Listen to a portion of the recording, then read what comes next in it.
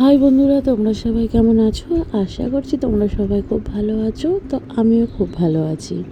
তো আজকে সন্ধ্যাবেলায় আমাদের বাড়িতে উপস্থিত হয়েছে চৈত্র মাসের নীলের নাচ। তো নীলের নাচ তো অনেক জায়গাতেই হয়, আমাদের এইখানেও হয়। তো এই যে যিনি সেজেছেন, যিনি সেজেছেন উনি হচ্ছে আমার দেওরের বন্ধুর বাবা।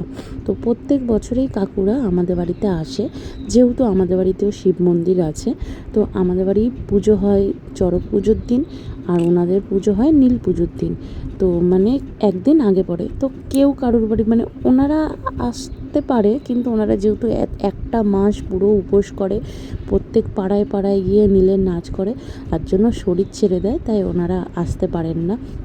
আর আমাদের বাড়িতেও কাজ থাকে অনেক, ধোয়া মোচা অনেক রকম কাজ থাকে বাড়িতে পুজো থাকলে।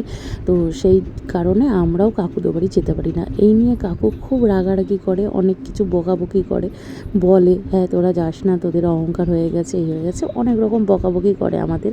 তো এই যে গৌরী নাচ করছে এখন, তার আগে একটা গৌরী নাচ করছিল, দুটো গৌরী সেজেছে এইবারে। প্রত্যেক বছর একটা গৌরী শিব এরাই সাজে।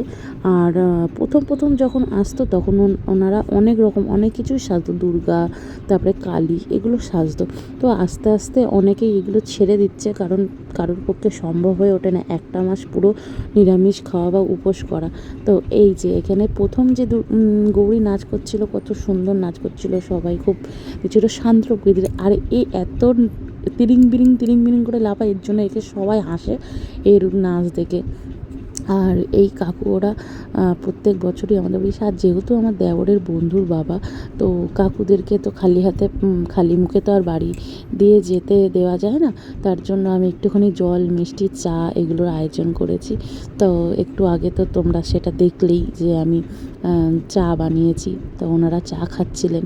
তারপরে প্রথমে সব পাড়াতে সব বাড়িগুলো ঘুরে টুরে আসার পরে আমাদের বাড়ির চা জল টল খায়, খাওয়ার পরে তারপরে নেচে তারপরে যায়।